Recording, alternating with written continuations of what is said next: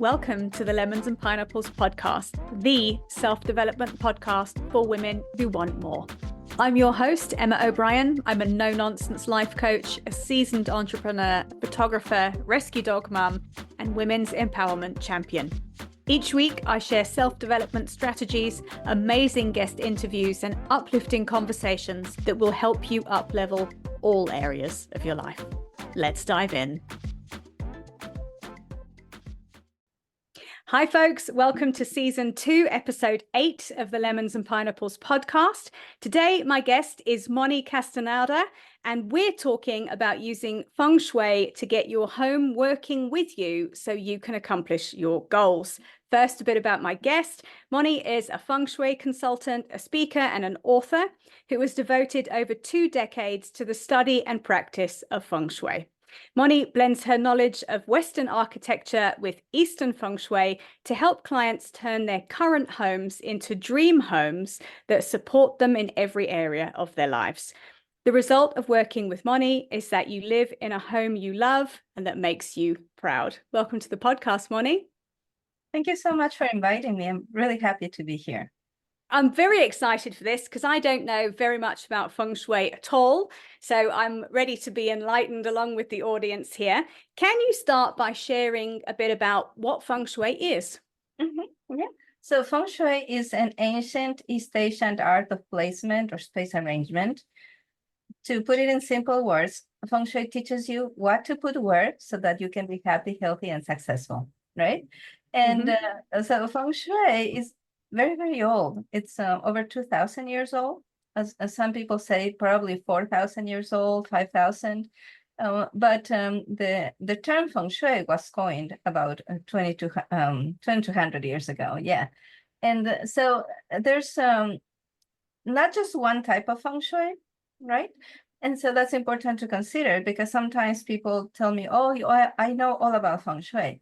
But then when I go to their places look really strange or bizarre, right? Yeah.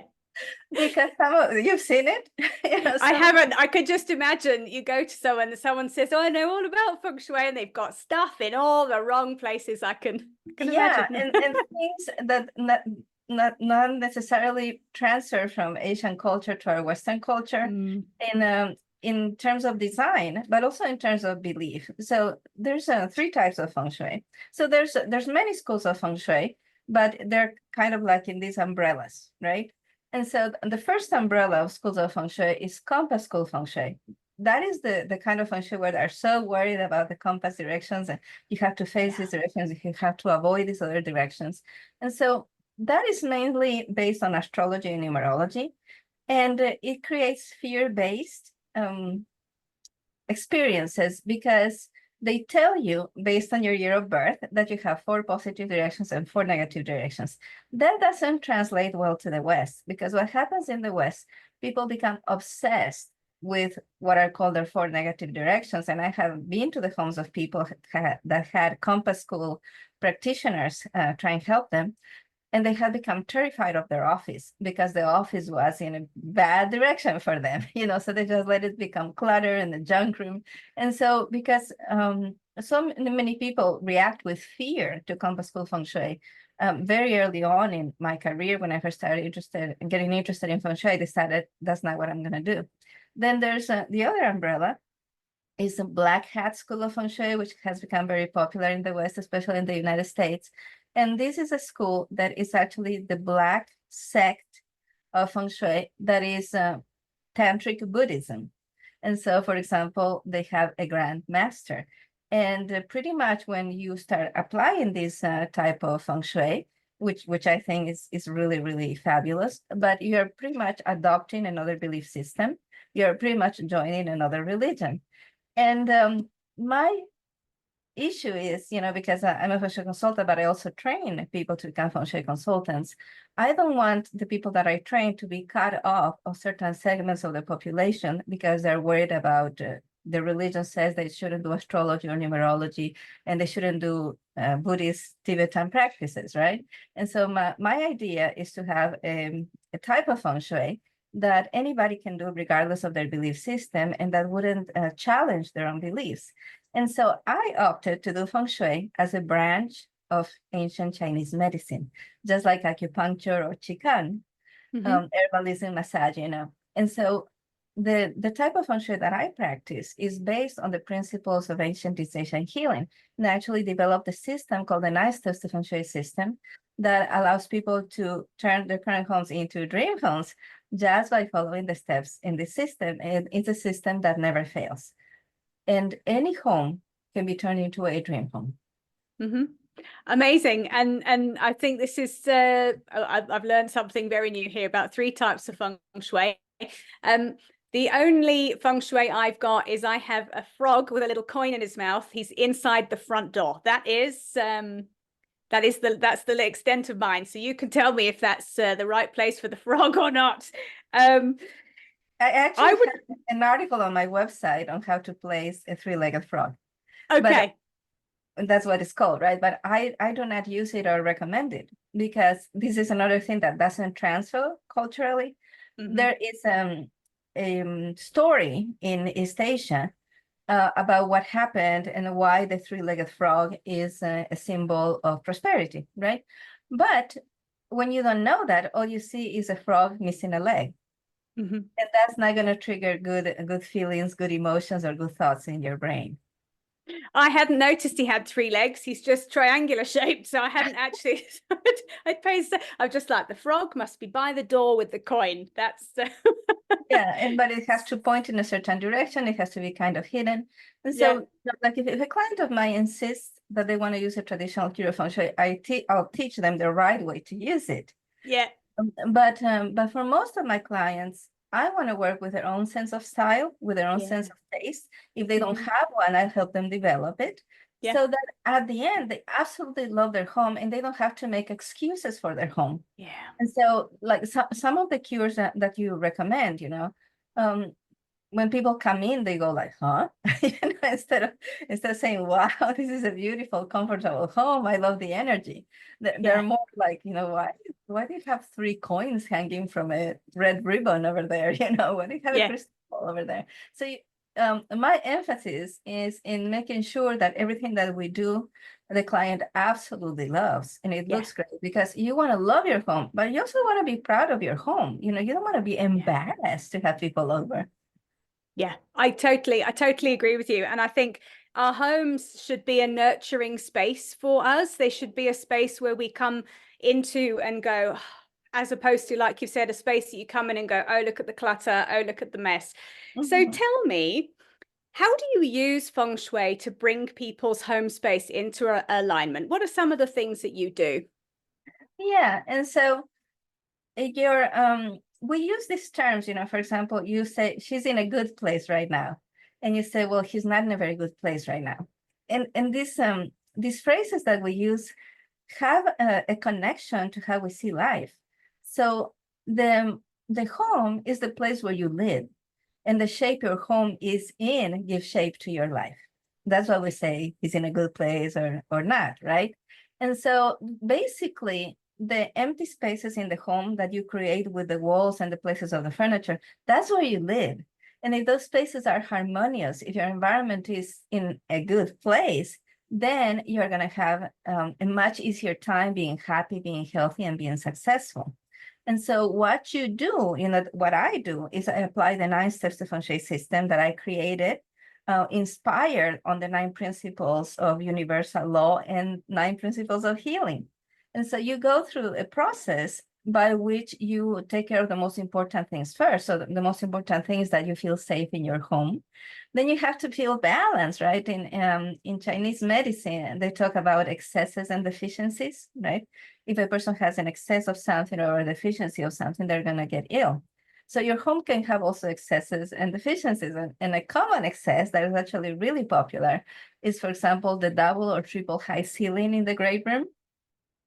And that is an excess of space. And people love seeing these rooms with the really high ceilings, but they rarely use them because these spaces can lose the human scale. So what we do in Feng Shui is we do things that you still get to have your high ceiling, but it feels cozy and you use the space, right? And so there's First, the safety, the sense of safety, the sense of wholeness, then the balancing so that you don't attract drama to your life. Then we make sure that qi, which is the life force, circulates in your home in a way that it promotes vitality. But then you have to look at other things. You have to look at your connection with nature, right? What kinds of window treatments do you have? Are your windows opening and closing easily? What do you see when you open the windows? Is there an eyesore? Those are the things that we address. Then we have to harmonize color, shapes, and materials. We want to make sure that all the paintings that you have are giving you good messages. Sometimes people will choose paintings or photographs that are terrible. So for example, in the home of a client, I saw a beautiful black and white photograph of a tree that had been struck by lightning. It's a beautiful photograph. It's a beautiful piece of art, but it wasn't doing good things for the people living in that home. Looking at a dead tree is not the same as looking at a live tree.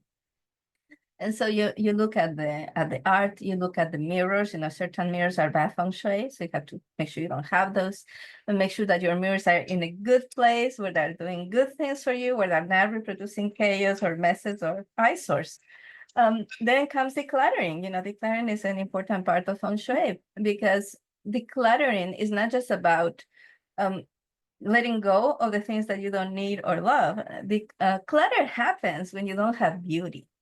And so when people have beautiful things, they clean and organize them. And then we look at what are the most popular part of feng shui, which is called the 9 life areas.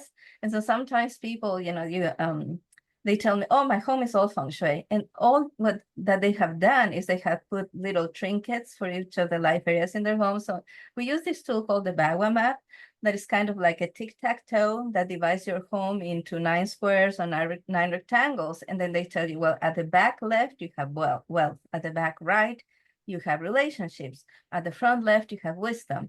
At the front right, you have travel. In the very middle at the front, you have career. At the very back in the middle, then you have fame and reputation. And on the side walls in the center, you have health on the one side, and then you have creativity on the other side. And those are the 9 life areas, right? And so we help you set goals that are good for you. So since you're a life coach, right? And you people get unstuck, you probably have seen that in the coaching industry, there's a lot about goals, right? Setting goals and how important it is to set goals. And if you write your goals every day, and if you read them every day, that you are going to get where you want to go, that you are going to achieve those goals. But there's a huge gap. And I think here is where a life coach probably is essential, because there's a huge gap between what the person wants and how to get that. Yeah, that's one thing, right? But choosing the right goals should be the bridge that unites those two things, right? Yeah. Because if a person wants something, and what if that something is bad for them, right? And so you got to make sure that the person is choosing goals that are going to create their highest good. And so that's one thing that we do in feng shui too, is we help people choose the right goals for them. And then we also look at furniture placement. We have in feng shui something called the power position, which is when the position, the spot in the room where you are going to be the most productive, where you're going to feel the safest, where you're not going to get distracted. And that is for the position of the bed, the position of your desk and chair, and other places in the home. So like, for example, the positioning of the sofa is very important, the positioning of the head of household in the dining room. But the most important are where you sleep and where you work. Okay. Yes. And so that is how you bring a space into alignment. You go step by step and you address all these principles of healing. A person needs wholeness, they need balance, vitality, they need to be in a good relationship with nature, they have to have harmony, they need to have the home tell them good messages. The Chinese say your home is, all the things in your home are constantly talking to you. Make sure they have good things to say, right? Then that your home is organized and tidy, that you are living with things you absolutely love, and that you're setting good goals, and that you have reminders of your goals on your walls, on your furniture, and that you have arranged your furniture in order to empower yourself and not to put blocks to your progress. Yeah. There's so much in there. One question I have for you that kind of stood out. What makes a bad mirror? Oh, bad mirrors, for example, mirrors that are not flat, convex or concave mirrors, those are bad. Fragmented mirrors, like there's these beautiful mosaics made of mirrors, and they're really bad feng shui because you see yourself fragmented. In every single movie about mental illness, you're going to see there's a scene where the person is looking at themselves in a broken mirror or a mosaic mirror. No, there's some scene. And one that is often overlooked is a flat mirror with those bevels that are so beautiful. And most expensive, high-end, beautiful mirrors have those edges. And that is bad feng shui. You should have a mirror that is completely flat and doesn't have the slanted edges. Because if you go and stand like at the edge of a mirror and it has the slanted edge, you're going to see a split image. So you want your mirrors to give you good feedback, true feedback. Yeah. Brilliant. I think that there's some great information there, again, that I didn't know. And it makes total sense to not have a one of those mosaic mirrors that gives you, well, multiple versions of yourself. And you're absolutely right. Whenever we have a creepy, scary movie, there's usually somebody breaking a mirror and something strange that usually happens. Another thing typical of horror movies is the block with the knives on the kitchen counter that you see in the beginning. And as the movie progresses, they show you the block and one knife is missing, right? And so that's bad feng shui. That makes total sense because there's so many connotations to being murdered. I think we're all good. So where must the knives go instead? If you want to put them in a block, it needs to go inside a cabinet. But there's these knife organizers that you can put in a drawer, and so your knives go vertically like that. They're protected. Of course, you have children, you have to put a child's lock on the drawer. Yes, of course, so the children don't murder you or anybody else. Now it's become really popular to have these magnets behind your stove. Yes, and just put your knives over there. That terrifies children. Yes. My clients have actually told me that their children were having nightmares and they were crying about the knives. Oh, wow. Okay, so the knives got firmly put into a drawer out of sight. Hidden.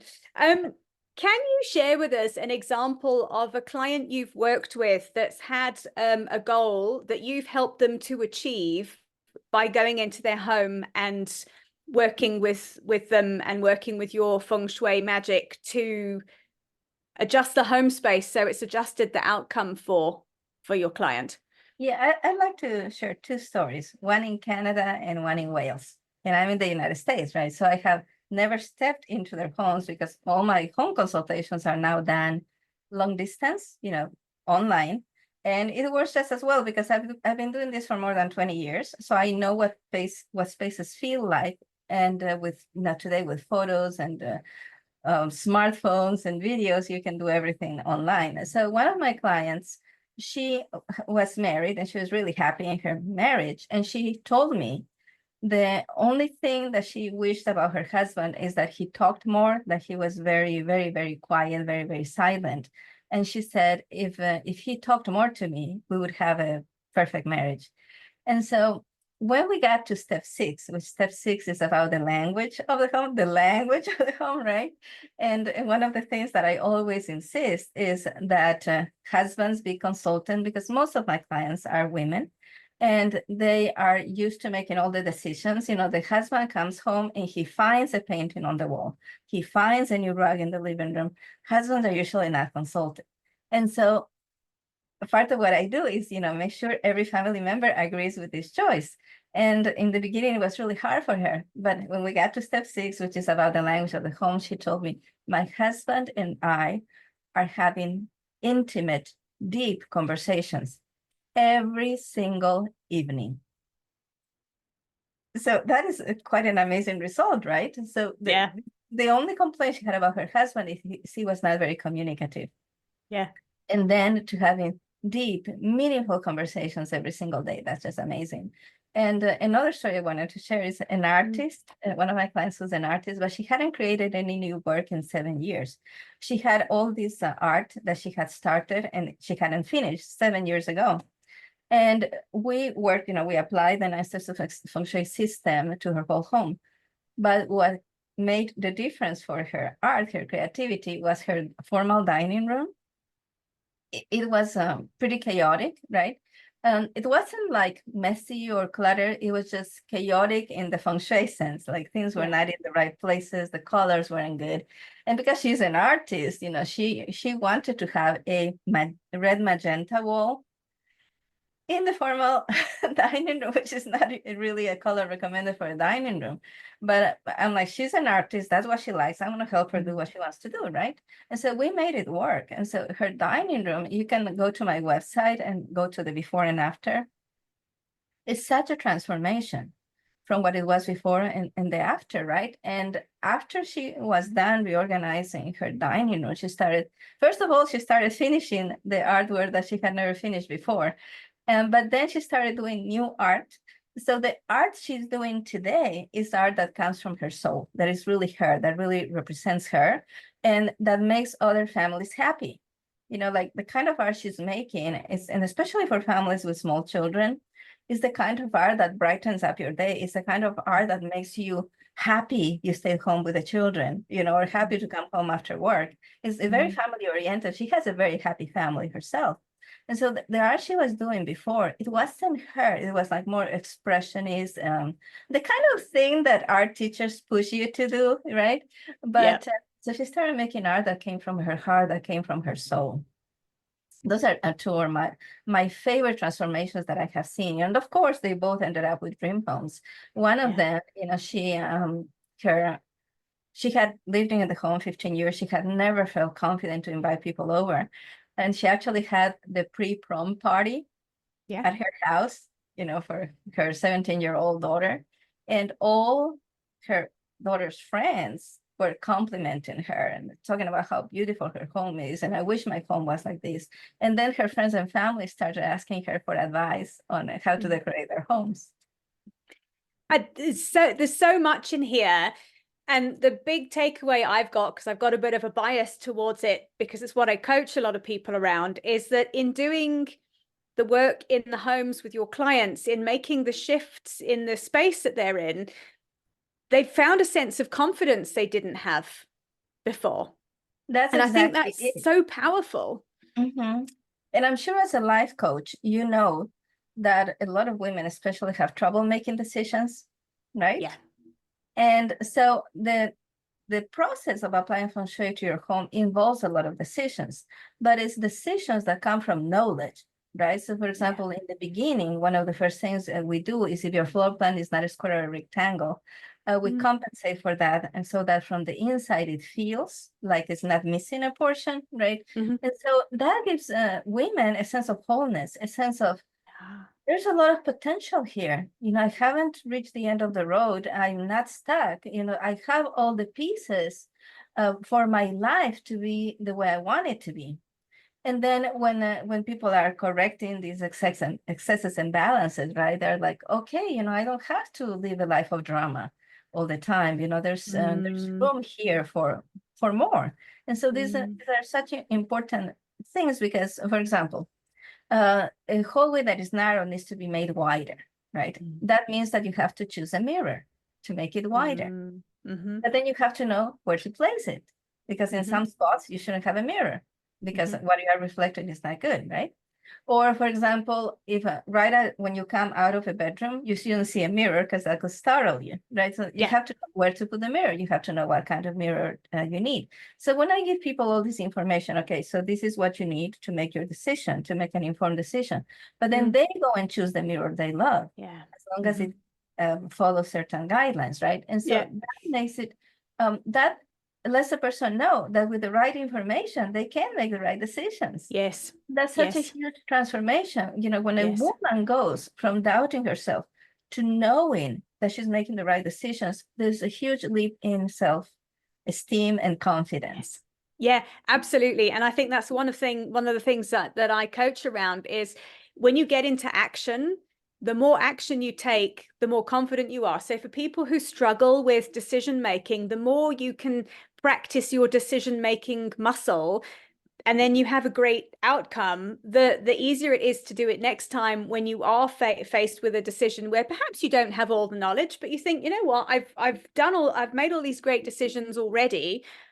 I can do this. And I think that's the process of moving life forwards and making progress is being in action, and it's having the confidence to do that. So this has been so interesting, Moni. So what I've picked up here is be mindful of the kind of mirror that you're having in your home.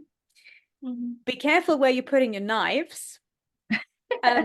Making sure that everybody in the house is consulted. And I think it's I chuckled away to that one, because I think you're right. Lots of husbands come home and go, oh, you've completely redecorated. Great, I'll just check my bank statement for that.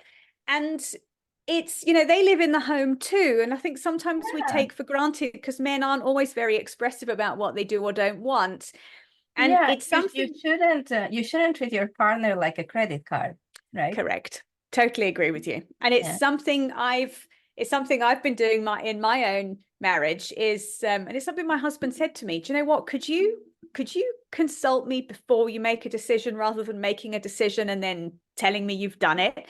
And it has changed the relationship, because actually I didn't realize I was doing it. I think sometimes you go, oh, sorry about that. So interesting. And the last piece I picked up on is be mindful with your art, especially if you have small children. We don't want Caravaggios up all over the house. Exactly, right? Not the artwork especially for a bedroom, and especially not for a home with small people living in it. Moni, could you share 3 things, somebody listening who's thinking, God, this is really fascinating, and they want to go trotting out into their house when they get home, or after listening to the podcast, what are 3 really easy things someone can do to transform a space right now? So to get started with your home, to bring more positive energy, start with your mailbox or letterbox. Make sure that's in good condition, that it has a fresh coat of paint, and the numbers are super clear. Okay. And so that puts you in a place where you are findable, where good luck can find you, right? And so your mailbox or letterbox needs to be beautiful, in good condition, clear numbers, if possible, beautiful flowers around it. Okay. That's the first thing, right? That invites good energy to your home. You are making a gift to your neighbors by doing that. Then make sure that there's open space in front of your front entrance, and that you put 2 planters, one on each side of the main door, that are colorful, or they have colorful flowers on them. So they're like your guardians for your door, right? And the third thing is, make sure when you open the door, it opens fully to 90 degrees or to 180 degrees. In a lot of homes that I've been, or that I have consulted for, you can't even open the door because there's clutter behind the door. So make sure your foyer is uncluttered. Because if the first thing that happens to you is when you try to come home, the door gets stuck. And so this would apply to your front door, but also maybe the door that you use most often, right? And make sure that it opens smoothly, noiselessly. And also that the first thing you see when you come home is something that you really absolutely love. Because like one of my clients, very successful professional, when beautiful foyer, but when she comes in from the garage. So she opens the door from the garage into her house, and she sees her stash of dog food. She has 2 really big dogs, right? And so she buys this industrial size. And so she's put them in the hallway. And right across, so she used to open the door to from her garage into the home, and she saw the huge bags of dog food, and she's like, oh, I have to walk the dog. Right? And so it's like, oh, as soon as I come home, chores. So instead of having the happiness of seeing maybe a beautiful painting when you come home, and then having the happiness of seeing your dog come to you, right? And having that happy moment, and having the wrong thing when you come inside the home gives you the wrong attitude towards your home and towards your life. So those are the things I would recommend. Oh, I love those. Thank you very much. And so actionable and just brilliant. And it makes so much sense to me when you're sharing this. So, Moni, I've really, really enjoyed chatting to you today. You have a free class that people can access online. Could you Yes. just talk a little bit more about that for me? So if you go to my website, which is 9steps2fengshui.com, but if you don't know how to spell feng shui, you can also type spacearrangement.com and it will take you there. So on my menu at the top, you're going to see that says free and low cost. And if you click on free and low cost, you're going to find a class there that is called How to Develop a Sense of Style in Your Home. And you can take that class. It's completely free. You get instant access to it. And of course, you know, with a lot of freebies, there's an email sequence that comes after, right? And so if you do not unsubscribe right away, because, you know, like, and I'm guilty of that. Sometimes you want a freebie, you get the freebie and you unsubscribe. If you do not unsubscribe and you can hang in there for a week, you will get a chance. You'll get a link to all of my freebies. I have another 15 fabulous freebies, you know, webinars, free classes, charts. I have a BAWA map that you can get for free. I have a class on the 5 mirrors you shouldn't have in your home. I have a class on master bedrooms. I have so many classes, right? And so if you stick with me, if you get your freebie and you wait about a week, you're going to get a link that is going to take you to all of my freebies. So you can just keep cycling through that page and just learn all the feng shui that you can learn without any specific help, right? So that will get you an idea of what I do, how I do it, and how I can help you really turn your home into a dream home so you can live a happy life. Wonderful. I'm going to pop the links, both of those links in the show notes, and then people can just go and click and Awesome. Great. And then stay on Moni's mailing list if you want these extras, folks. Don't leap off, because there's it sounds brilliant. Like you've got a wonderful selection of classes there. I'm going to go and subscribe and have a look at that, because I'm very intrigued. You've piqued my interest with our chat today. So thank you very much for joining me. I really appreciate this. This has been a really entertaining and really enlightening conversation. Thank you for inviting me. It's been a pleasure.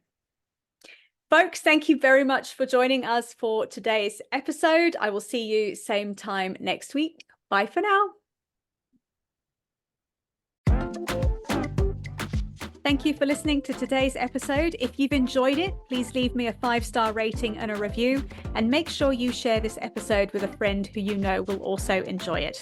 I'd love to connect with you on Instagram. Please drop me a DM and say hi at Emma O'Brien Coach. And for more information about coaching with me, please head to my website, which is emmaobrien.coach.com.